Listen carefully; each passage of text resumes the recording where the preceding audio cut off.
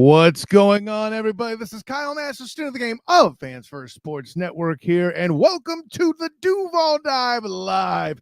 I'm still waiting for an opportunity to say that one time after a win here during the regular season, so I know how that feels. But listen, yes, the Jags fall to 0-4. Yes, we are here once again to perform sports fan therapy for all you members of the Duval Devout. 24-20 to the Texans in Houston.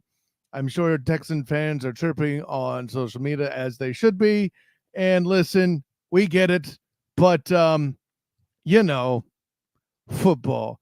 Anyways, to help you with the healing process once again, now that we're talking about an 0-4 football team, let me bring in my personal champion and Duval Devout representative of Big Cat Country, Travis D. Holmes. What's going on, my man? Hey man, I'm doing good. I'm repping the Trevor Bank today because we like good things. We like reminders of good things that's happened. Obviously, that's Yeah. where I am right now. Well, I'll tell you, here's you, my dude Ramon's in the building. The Jags make it hard to be their fan with the hashtag once again. Listen, I Yeah. get it. It's a tough place to be. In this particular instance, they came out and started strong. But where I want to start with you today, Trevor, was the fourth quarter. Yeah, where do you think it really started to turn? Where did you feel like, yeah, this game's over and they done blown it again?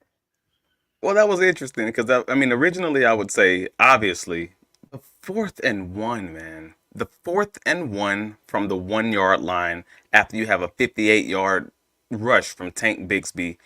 You are at the 4 yard line. You give him a run. He gains 2 yards. You give him a run. He gains 1 yard. You go past the ball to, at that point, Gabe Davis, whatever. But you're passing the ball from the 1 yard line. Let's start there. You say you want to be a coaching staff that's able to run the ball and establish the run, and you even said it yourself, Doug Peterson, that you did that in week 1. What the hell? What happened there? Why not run the ball twice more and just establish who you say you are? You tell me you want to be an NFL football player. I want to hold you to NFL football player standards. You tell me you want to be a running team. I'm going to hold you to those standards. So your actions tell me you don't believe that you can be that. Man, get out the way, man. Well, here's my whole thing. You want to tell me you're an NFL head football coach and you know where your deficiencies are and you don't, and yet your call, if I remember correctly, was to try to have Brandon Surf do battle directly with Falaron Fatukasi, both guys whose talent and you thought that was the play call on the line was a QB draw in that matchup, which damn well you're losing up front. What in the entire hell, Travis? I'm sorry. Maybe I don't know. with your DB perspective, maybe I'm lying biased, but that was absolutely stupid. I'm not even a Jags fan, and it makes me hot. What do we do? The problem is, we talked about this last week. We talked about this. Jason Trent and I, Jaguars United and I talked about this on Wednesday. Oh, sorry, on Friday. We'll give Jags United a bell. Yeah. This team, this coaching staff, this Doug Peterson, whether you want to call it Doug Peterson himself, whether you want to call it Press Taylor, you want to call it the Doug Peterson Collective, I don't give a damn. Like, at the end of the day, this person is the Philly special person, and everyone always remembers the Philly special because it worked. But everyone does not remember all of the Philly special type plays in goal-to-goal situations, in 4th down and midfield situations. What they ran unsuccessfully throughout that season that drove the people in Philadelphia bonkers. I'm there. We ain't got to go to Philly. He done been doing it in during the playoff run. There were a number of those plays in that close game. That's true. I mean, again, and we love the Travis Etienne run around the edge against the Chargers. But you know why we loved it? Because it worked. You know why we hated it? We just hated it just in 2024. We've seen the exact same play call and it not work, and now people are pissed at it. The same play call, the same guy. We just like it because it worked, and we don't when it don't. Well, no, and I think there's an element of timing there. I'll push back on that part a little bit. The NTN trick play was the right time to call that play. The way that he loved to do it on the red zone or in the red zone, the way that he does as often as he did, and I just, that's the part. It's him doing it in the red zone that I don't dig. And listen, there's some listen, I have witnesses in the press box. You done heard me say it. There have been moments when I'm say like, if that works, ain't no one complaining. You've heard me utter that statement, and it's Right. not. This is me saying I don't think that's a bad argument, but there are some places where choosing to do that again, where up front you're at a disadvantage. Again, going back to Falaransu Fatukasi versus Scherf, a bad matchup for you. But they were running the ball freaking well the vast majority of the game. That's the part that I'm like, even if you want to say, all right, maybe Bigsby was tired, cool. You have another guy. His name's Travis Etienne. He wasn't doing very bad in this game either. Like, again, Tank was doing well, but Etienne wasn't doing bad. You think health was a concern there for no, not at that point in the game. He had already ran the ball multiple times and had like good gashing runs. They just believe, and maybe that's something that they showed today, is maybe that they finally are coming to terms with the fact that Bigsby is the between the tackles guy, and if Bigsby's not in, I guess we're just not going to run between the tackles unless we're going to do it with our damn quarterback. Just make it make sense, man. Come on, that's where I'm at. Make it make sense. Man, listen, I don't laugh at documentaries. That's why I don't laugh at that comment that you just made there, Travis Holmes. I'll add. I mean, I'll add this again. I think this falls in, even though the Jags committed no turnovers. Yeah. To me, this falls into Miami Dolphins fourth quarter disappear area. And don't worry, I see it in the comments. We'll have a few. We'll talk about Trevor in a minute, but it's not as if the opportunity wasn't there, even with all of Trevor's misses. Because listen, I'll take some misses. Those are going to happen. Taking care of the ball, and by the way, special teams, not just the fumble recovery, but Cam Little continues to be what needs to be if you're the kicker. Period. So yeah. But let's be clear about this. We have that series where you kind of you hope you're wrong, but if you're a Jacksonville Jaguars fan and you have been a Jacksonville Jaguars fan for anything more than 3 years, 2 years, you probably know, hey man, this is probably where this is going bad. This is probably where this is not going to work out, and that's right around the time at the end of the third quarter when the fourth down conversion doesn't go well. But it's fine. You know what? You still get 2 more opportunities because your defense balls the hell out and gets you the ball back twice, making Houston punt. Yeah. And you get the ball back twice, 6 plays and out, 3 plays and out. You get 1 yard on that series and only take up 57 seconds of the clock.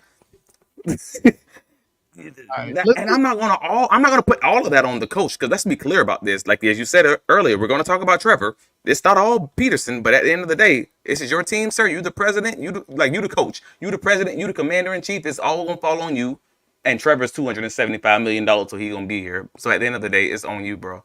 But that's just rough, man, because your defense did what they should have done and got the ball back to you.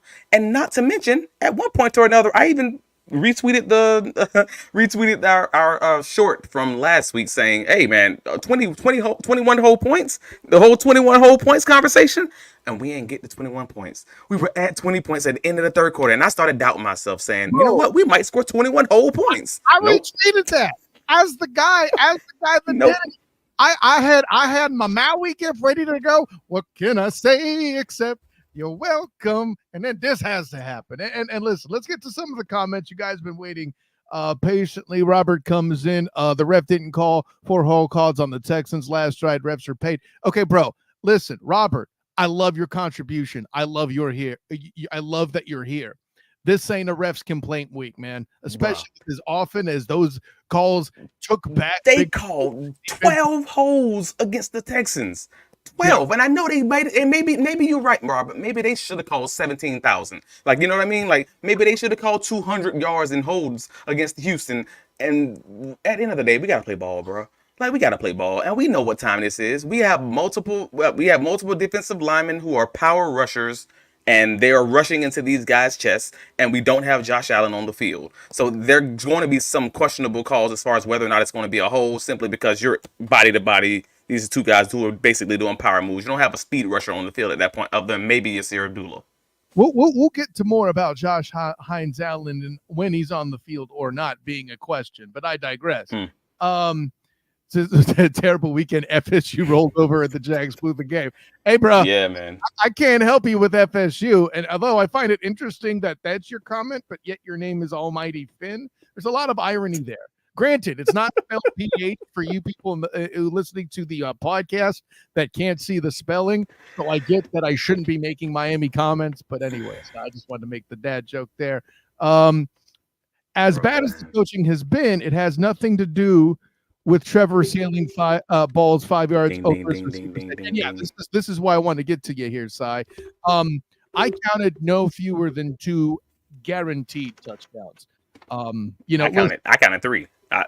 To my understanding, I thought 3. I thought about 3. The reason why I'm going to go with 2 is because it was with 2 different players that I remember. Like Kirk had one, BTJ definitely had one. I think BTJ might have had more than one now that I'm thinking about it. But the punchline is, if you don't expect those to connect, if you expect those to connect every time, the numbers are going to argue with you. But as easy as those 2 were, and now if you want to pull and we pay him $275 million argument, I'm with you on that one. If you can't, we'll give you 3. If you can't hit at least one of those 3, that's not acceptable. That's not acceptable when you're not making $275 million. Yeah, but we're only talking about the touchdowns, and what we're not talking about is the overthrows that ended drives, or the bad throws that ended drives, and things of that nature. And on most weekends, there's the people who, hell, I would put myself in that category that will say, they will watch the tape and say, hey man, this ain't all on Trevor, or hey, this isn't 90% on Trevor, this is on his surrounding cast or the coaching staff or whoever else. Hey man, I'm mad about the coaching staff on some of these plays, don't get me wrong, but the vast majority of those plays, that's Trev. Yeah, no, and listen, I think those who don't know ball would call us Trevor apologists. This is our opportunity to prove people that we are not that. And there were just some misthrows. I'll say what I said, Travis. I've never been called an apologist for anything relating to the Jaguars in my life. That actually makes me laugh, though. That's the damn point, bro. That's what I'm trying to tell you. Hey man, if somebody just feels like they don't like somebody, then they call them an apologist, and so be it, man. I don't care about that. But show me on the tape that I'm wrong. Hold on. See, you're making this about love and hate, bro. No, this is about business, right? This is about dudes like Emmanuel Acho that don't watch tape and want to blame Trevor for everything. That's what I'm talking about, right? No, I got you. That's why that's what my response is. Hey man, show me on tape where I'm wrong. That's all. Well, man, Acho can't do that, homie. Anyways, though I do like this commercial that we saw a bunch during today. Poor Michael Barber says, help me. Listen, help ain't on the way. Help ain't on the way. To spell Brenton Strange's name to give him props today as my soon-to-come out article, The Good, the Bad, and the Spotty for this week. Will feature Brenton Strange among the good. That's all I can do for you, buddy. I'll give you Ventrell Miller. My boy balled out. Montaric Brown, my boy balled out. Like, there's a few takeaways I wish Darnell Savage would have played. Maybe we would have given up 1 or 2 of those touchdowns. There's a few good takeaways. Let's touch on that real quick with the defense, because I do want to bring up one thing. Is in the first half, and I forget the exact completion numbers, but I do know that C.J. Stroud, the Houston Texans quarterback, was 242 yards with the touchdown, had literally the second best first half of his career production-wise. Yeah. But like you said, to the defense's point, they did turn it around. Maybe the offensive line was getting exposed for wearing red gloves, allegedly. And getting called for more holds, all of the above, which if you're the Texans, by the way, with Laramie Tunsil up over into double digits in penalties and leading the league still in the 4 weeks, you may want to consider going with blue gloves or even white ones. I'm just going to throw that out there, buddy, especially if you're at home. Just saying. No. But to your point, CJ Stroud at the half, man, he was 15 of 19, 215 yards and a passing touchdown. And Nico Collins had 87 yards receiving, 87 yards, 7 catches, and a receiving touchdown. And every big time play was to him, basically. Like, there was the first drive, all 3 catches were to him, and he had like 49 yards. So Darby struggled in keeping up with him. At one point, Montaric gave up a catch to him. Like, no matter who was guarding him for a point, they just weren't able to stay up with that dude, man. Nico Collins is good at football. I'm gonna say that. Sure, he's good at football, but at the end of the day, if you're missing Tank Dell, man, and at one point Diggs even left the field, then you got to be able to stop this guy. Like, that's where I'm at. And they did a better job after the half, but goes back to my original point at the Cleveland Browns week. Sometimes what you do in the first half will damn you, like will put you into a situation where your team just can't come back because of your ineptitude of your offense. That's kind of what we had here today. Like, our defense did all that they needed to do, and they should have won. And we're having the exact same conversation that we had against Cleveland. I, Is they should have won the game, but they weren't able to essentially make up what they did in the first half. What the defense gave up in the first half, and the offense unfortunately was just anemic enough not to be able to do that. I'd say first three quarters too. I mean, if you're making a reference to the Dolphins game, even that game until late third quarter was what it was. And then there was a key moment. We don't have to talk about the 18 fumble again. We don't want hurt feelings. But in this game especially, I really feel like the Jags had the opportunity and just refused to stomp on the neck, right? This is yeah. But So that's the definition of a bad team. That is the prototypical cellular definition of a bad team. When you have the opportunity placed on a platter in front of you and you bobble it. You are a waiter at Red Lobster, and your whole company just go out of business, and you just sitting there standing like, I don't know what just happened. Like, that's what happened. This team cannot achieve victory when it's handed to them on a platter with an offensive line that's holding at every opportunity. And I don't know. Again, you don't come back from that. So my initial question in the Big Cat Country right up after the loss, it says help is not on the way. Who's first, the GM or the coach? Like, at the end of the day, they both should be gone. But that's the question. Who's going first? I mean, you and I both know enough about the NFL that if the GM goes, if Bulky gets fired, Doug follows closely after. That's typically how that works, right? So Sure. It's the question. But I know a lot of people want Balky gone just because they're like, but GMs don't do anything in the season. Yeah, but you also rarely see GMs fire in the season, and that's for a reason, because that's their main time that they're doing all this scouting. And if you're getting rid of the GM, you're then a lot of the times getting rid of their scouting department, then you're losing your advantage in preparing for that upcoming draft. So a lot of the times GMs get fired after the freaking upcoming draft, and for whatever reason, people give them another opportunity to draft another class, and that's always weird to me. Well, see, in this case, I can tell you a scenario where it works out, because if the Jags continue to struggle, they might be in a position to draft Travis Hunter, and if they don't, that's a fireable offense. Moving on. So yeah, that's true. That's fair. You don't need a scouting class. You don't need a scout class for that. You know who to draft. Come on. I am a terrible scout. I am a good analyst. I'm a good host. I am a garbage scout. And listen, all I can tell you was, after watching it personally, after covering it with the black and gold banneret, with Colorado and UCF, Travis Hunter, I was already writing and talking about him as a Heisman candidate. That should be somebody you target picking if the Jags are in fact picking that high. See how I made it all about the Jaguars and made it all relate? That's fun, Travis Holmes. Anyways, I can't promise that eventually, later in the year when it's relevant, that I won't write an article about the Jags to draft Travis Hunter on fansfirstsportsnetwork.com. Anyways, there we go. How about all that? Yeah, you can draft offensive line in the second round. It's okay. I mean, anyways, I don't want to talk about that. We got so long to talk about the draft, but I really don't want to talk about it. At least let's get some firings first, and then we can kind of get into draft stuff. After we have a dream of maybe winning a few games in London. Let's get Mike in here, man. He was chomping at the bit. He's got some stuff to say. At this point, Trevor can't miss the deep passes, but can we just have one drive? A single drive, just one, where a wide receiver, I put that inflection on there because I thought this is how you would say it, Mike. My bad. Well, interesting. But where a receiver doesn't inexplicably drop a critical pass, not even tough drop, fair. Just hitting guys. That's fair. Or but we had the Gabe Davis pass that hit him in the face mask, which is just a beautiful, just a perfect replication of the week. What was it? 2 pass that happened with Kirk. Hit him right in the face mask. Oh no, I'm sorry, that was week 3 against Buffalo. Oh, you're talking about then it was that hit him in the face. That hit him in the face mask. It was just the exact same situation where it hits them in the face mask, and this time it actually would have determined the game because that was the third down play. And you're not wrong. And you also had the Luke Farrell drop. I believe that was on a third down play also. So you have a few drops, but overall, let's be real, man.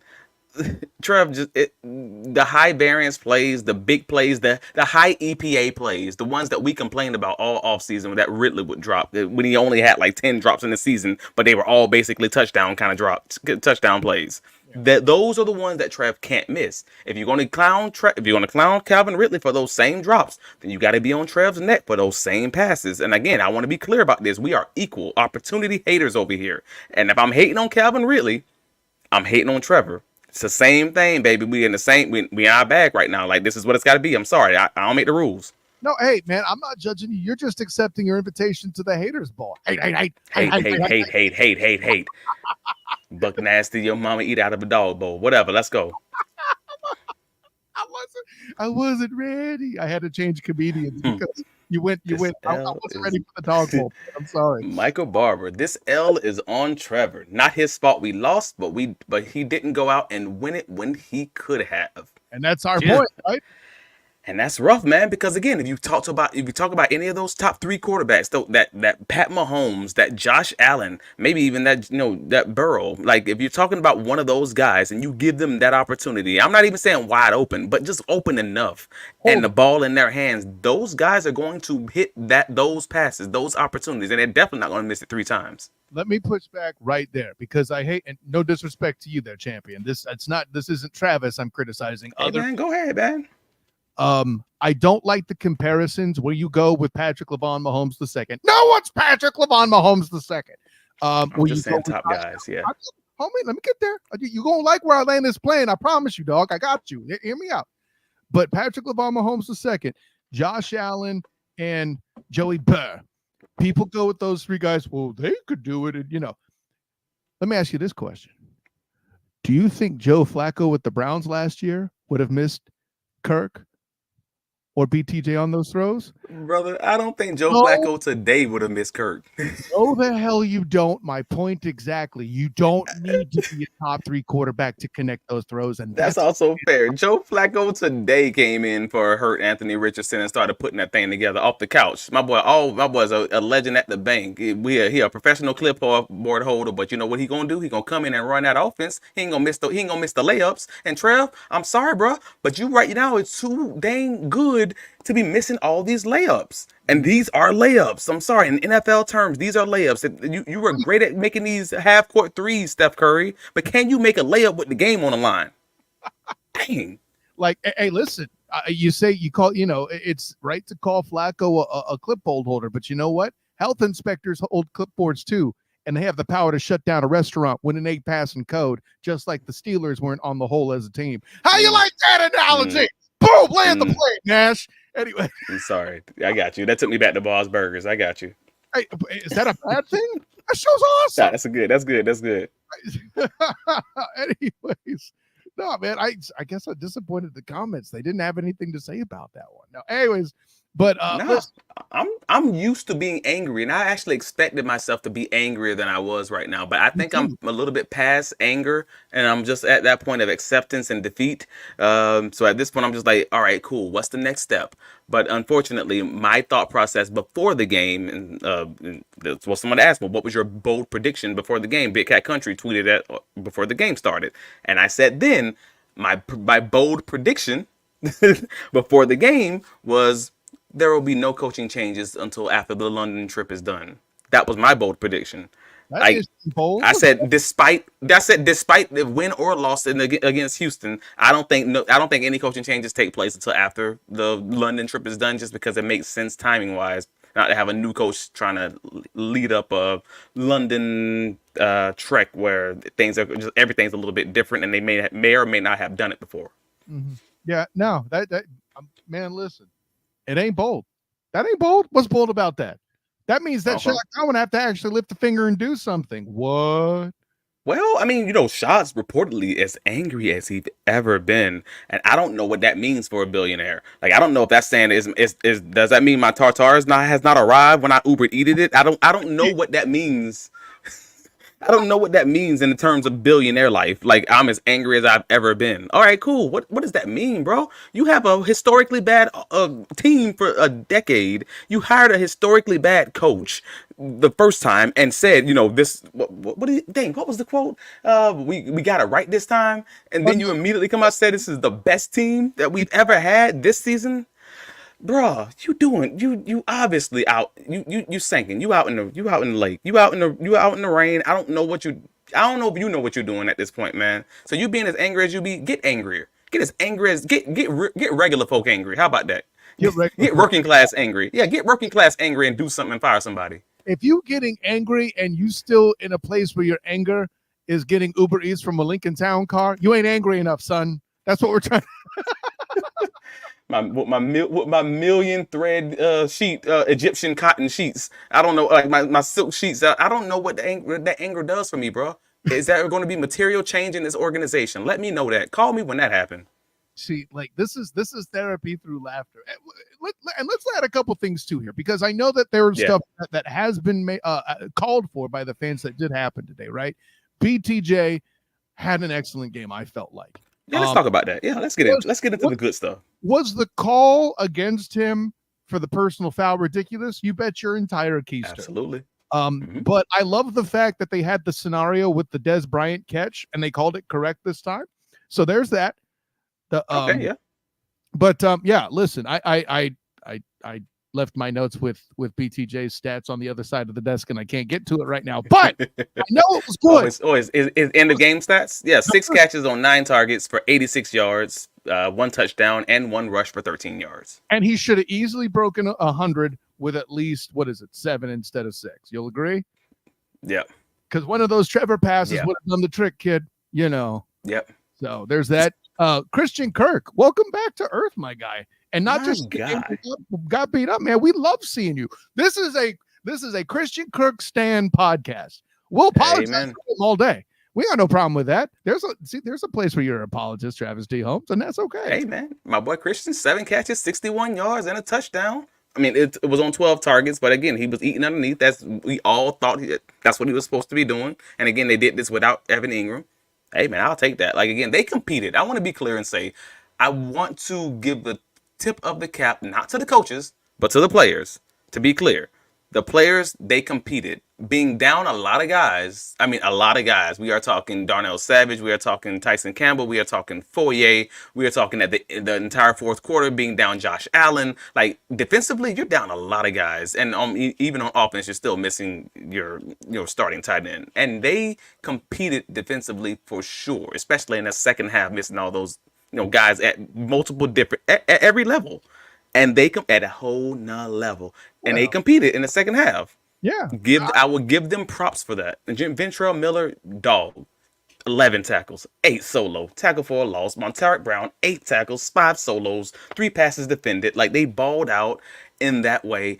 And as I said earlier in the season, it sucks when you ball out on defense and you will never get any credit because your offense could not give you 3, 4, 5 points in the whole quarter, and that sucks.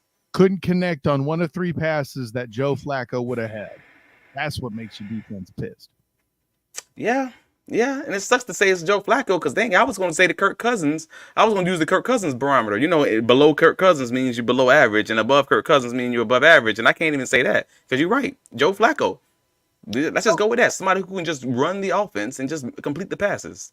Cy makes an interesting point, and I won't answer first being the O-line bias guy here, but Cy comes out, thought this was the best the offensive line looked this year. Not saying a lot, and that's true, Cy, but I want to get into that too. Like, for one, I got sick of the announcers, these alleged analysts, no disrespect to Tiki Barber, of course, but these alleged analysts who kept complaining about Trevor's, spin move, his go-to move to escape pressure. Why? Here's the thing. The reason why if you don't like it, which they had nothing to say when it works, but I think that was developed because he's so used to being pressured interior. It's kind of like when his clock goes off, that's his go-to move to make sure he's clearing the tackle and not tripping on him while also escaping the middle. So there's that. Yes. But But can I respond? Can I respond to that piece? yeah, go. Because that you're right. That's why it was developed. The problem is that it was developed because that is not something that a quarterback should be doing. That is not something that should have developed. That is a bad trait that has been developed because you had a bad O line, a bad interior O line, What I'm and no. You're correct in that was how it was developed. The problem is that it was developed, and even when your offensive line now does well, you the quarterback then become the problem because your offensive line has fixed their issues, but you don't believe that it's fixed. So then the trust between you and your O line is broken. To Sai's point, how fixed was it? Because he did do it one time, Monday and this week, when it didn't need to be done. I will grant you that a billion I percent. think I would argue they did it twice this week that it didn't need to be done. But continue, it's fine. I mean, that's a small difference of opinion. All right, cool. You'll do the all 22 and tell me how wrong I am or not, whether it's one or two, and that's fine. That's Right. the point of Wednesday night at 7:30 here on the Duval Dive. So, see, you get to talk ish on me, and you get a plug for it. I feel like I got the short end of this stick. Damn. It's a good day. No, but I think that the point is to be made is there were plenty of places where they did hold, and certainly here. This is why Sai's question's so good. A, it points something out that was good to talk about, and B, I think we've gotten to the crux, Travis, of why you weren't so angry. Because after that Buffalo game, you came on this show, the Duval Dive Live Monday night edition, after the Bills game. By the way, if you want to see it, it's on the Duval Dive YouTube channel. And said that this team quit. That did not happen. Yeah. All right. Nope. Maybe, and it wasn't in a performance where they could have easily come out and been like, well, we're so injured. What's the point? It's CJ Stroud and all these receivers and all. And that did not happen. Using the words of a very wise champion here on this panel, they balled the hell out when it mattered. Well, you could argue that they could have and they might have crumbled had not the Texans just gave them again, when I say the Texans truly did hand them this game in so many ways, they truly did try to hand them this game. Well, not even that. We all knew, even Doug Peterson said it on Wednesday at his press conference before practice. Hey, we are a team that is direly, well, I'm sorry, he didn't say dire, but I infused that into the conversation. This is the team that is looking for a spark. That is a team that is sort of often maybe even pressing to find that spark. Yeah. And in this situation, the Texans at their own 4-yard line basically handed the Jaguars a lighter and some paper and said, "Here's the ball. Please take this spark." That's what happened, and it energized the Jaguars having a lead early in the game. Because let's be clear about this: the Jaguars had gone 3 and out to start the game, and then they punted. That's how that spark happened. So the Jaguars started this thing off with a lead. I mean, heck, we started this thing off having a lead at the half, solely based on the fact, well, I'm sorry, no, we didn't even have the lead at the halftime. We lost that. Yeah. So even then, by the half, we had already lost the lead that we were handed because the main touchdown that we had at halftime came on the backs of the Texans just being like, here you go. Like, there's the ball at the 4-yard line. Like, go and score. So, yeah, the Jaguars did not give up. But can we be clear about something? If the Jaguars defense played like they played that whole first half, do you not believe that the Jaguars defense would have realistically given up this game? They gave up a touchdown without getting that muff punt at the 3-yard line, 2-yard line, whatever, from the Texans, and then they give up a touchdown to a 90 whatever yard touchdown drive to the Texans. Is that not at that point the same thing as a Buffalo game? I'm just being honest, man. It was already hanging by a thread. No, I don't think that's fair. But I see the vibe. You're like, it was good. Let's not get that excited. I feel that it wasn't Buffalo game bad though. Like I really don't think people were handing in checks. You know what I mean? Like that. I don't know about Buffalo game bad was because Buffalo was so much better. This game was bad because the players played bad. Like they just I can't even say the players. Trev played rough. Just that's what it was. The defense in the Ronald Darby had a game that I did not recognize. I'm just going to call it spade a spade.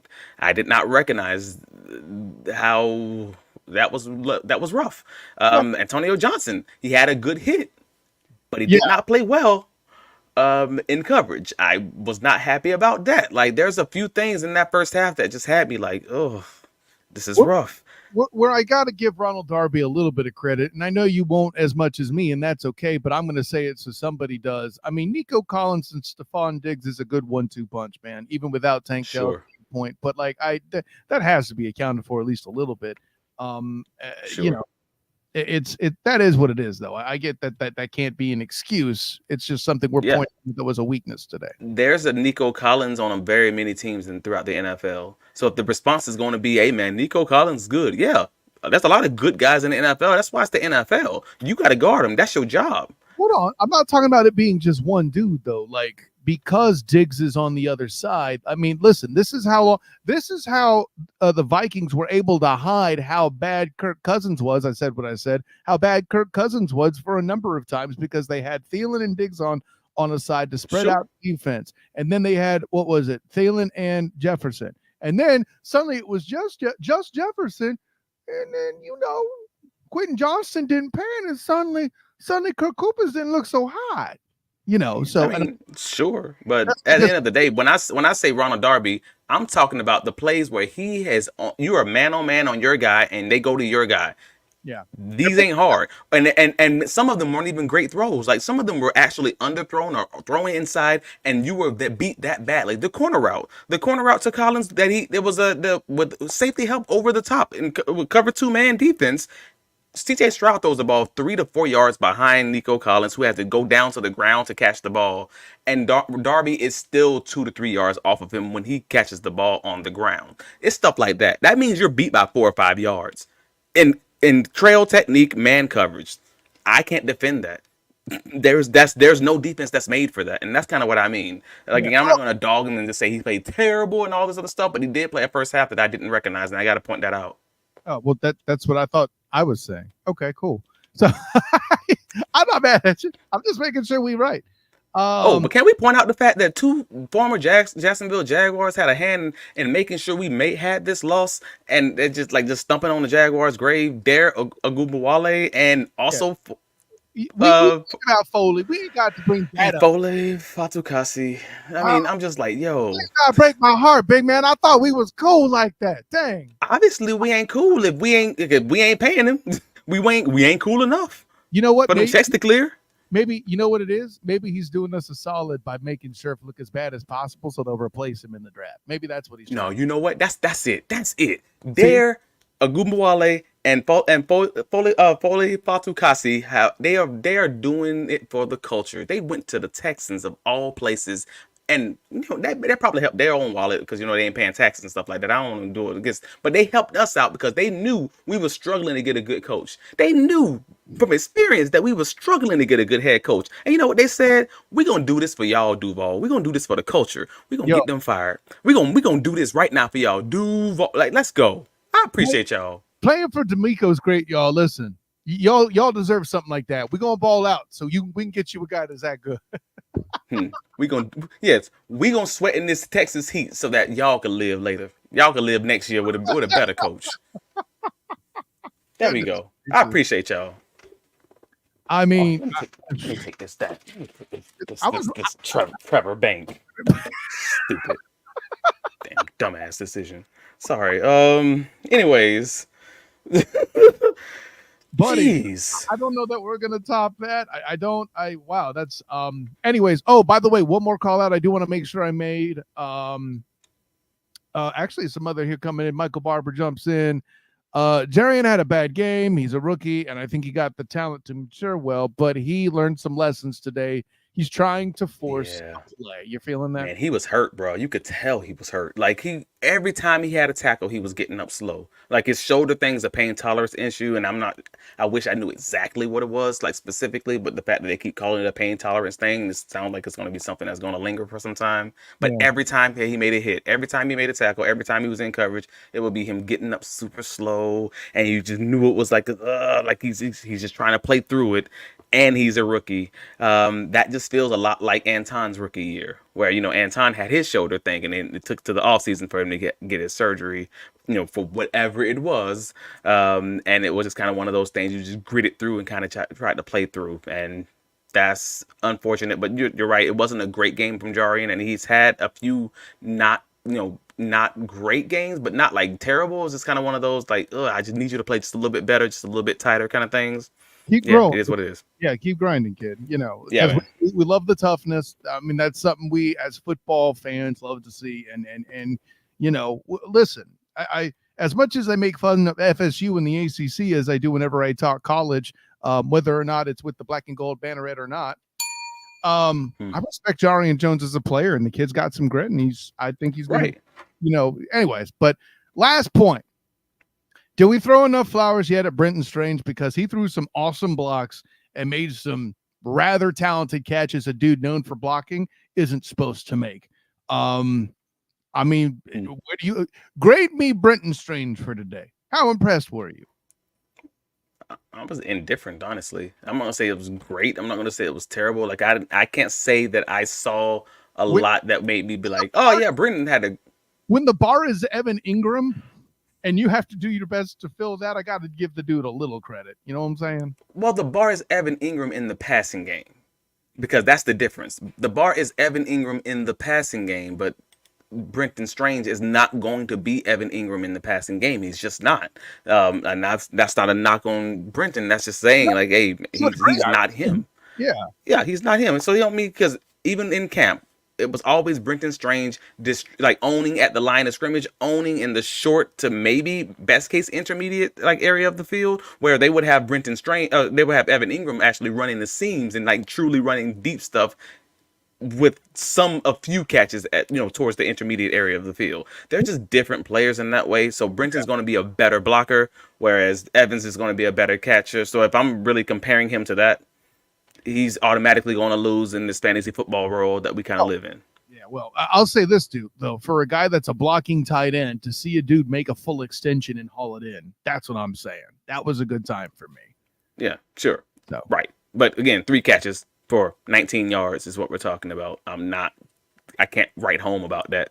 Solid game in blocking. I'll wait to see the all 22 at the end of the day, because I could be wrong even on that from just, from the television copy. So we got another comment coming in. Let me hit the button there. Duval TV comes in and says, how is Walker's helmet completely pushed off in the final drive? No call. Hey, listen. We can't do this. I was going like this 15 yards. I don't get it, we can't do this. We can't do this. Like, I'm all on board with saying, hey, man, these refs are stupid. These refs made some really bad calls and everything else. And we all know they did. But at the end of the day, they called double the amount of penalties on the Texans. And I know we can say, yes, they could have called even more. It could have been triple. Sure, it could always be. But at the end of the day, is that why we lost the game? I mean, come on, be real. Is that really why we lost the game? Yeah, and not to knock Duval TV. We love the engagement, but to say that the refs ignored illegal hands to the face, there were quite a few of them. Now, if you're talking about like to close the game, particularly late in the drive, here's what I think happened, Travis, and I don't think this is.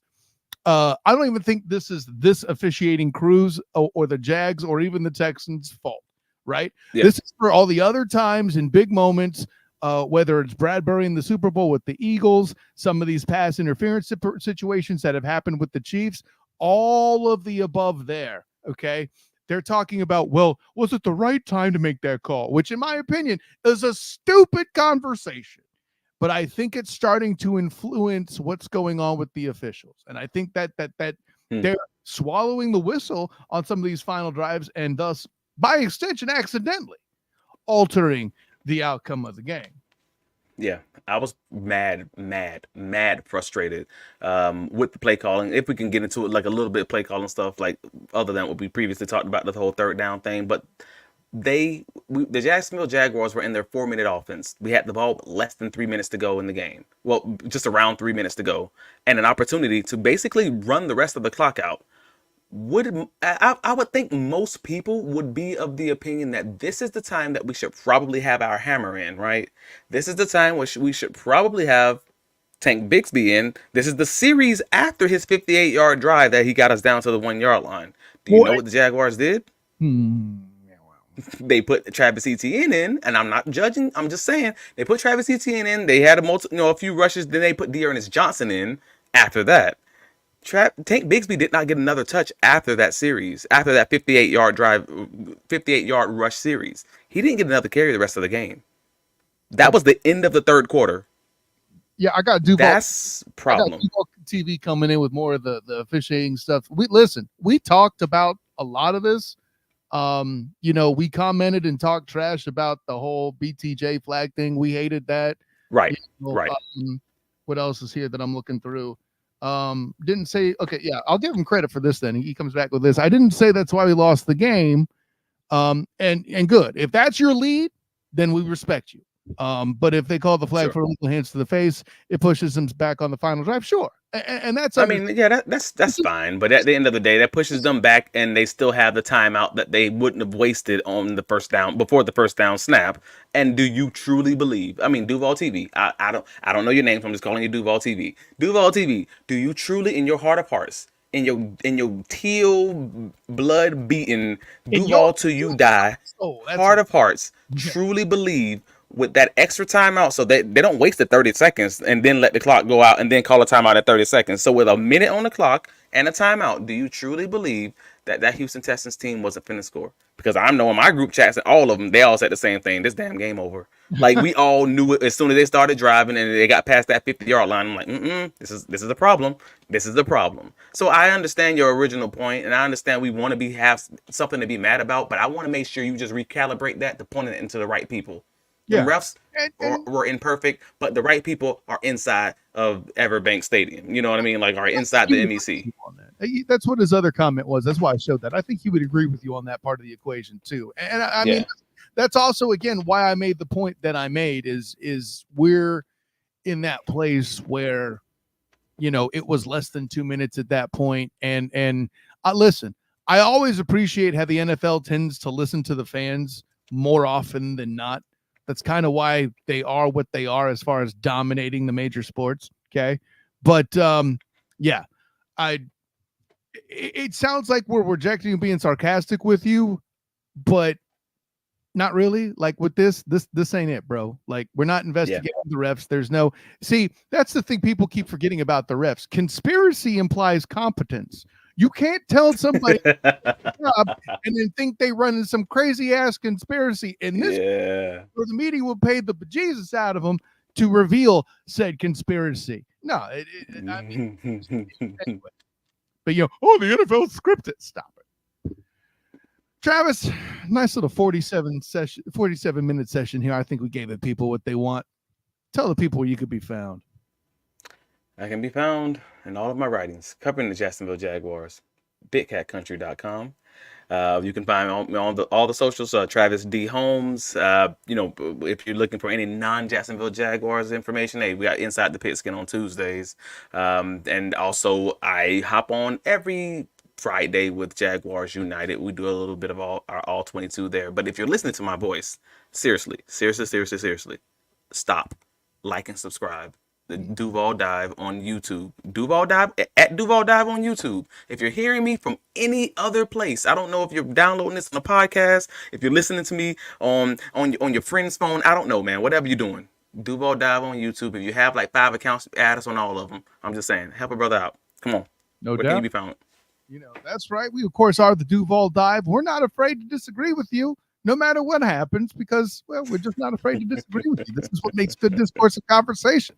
I am Kyle Nash, the student of the game. You can find me on Twitter, Instagram, and Threads at the SOTG. Find me on Facebook as a student of the game. Check out my writing, which will also be coming out shortly here for the Fans First Sports Network.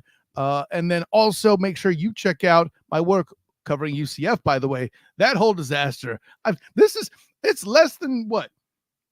It's not 12 hours. It's like 18 hours since I just had to last do sports fan therapist. This is crazy for me, Travis. I'm tired. A mess. My work covering UCF, of course, football, and of course, basketball is also approaching for you Big 12 fans out there. So look out for that as well. Also, my work on the Night Shift podcast, including Night Shift Live, instant reactions for the football games, and then the Tuesday weekly Night Shift podcast comes out. Then Wednesday, 7:30, me and Travis do the thing, Duval Dive weekly show, as well as the Student of the Game podcast, which comes on at 9. That's a fun time, I can guarantee you. With that, we might be talking some NBA this week. That Karl Anthony Towns trade with the Knicks was interesting. Might have to have EJ Christian on about that one. Of course, the Duval Dive Live will be ready to react to the Indy game I don't know if we're going to see Joe Flacco again or AR or what.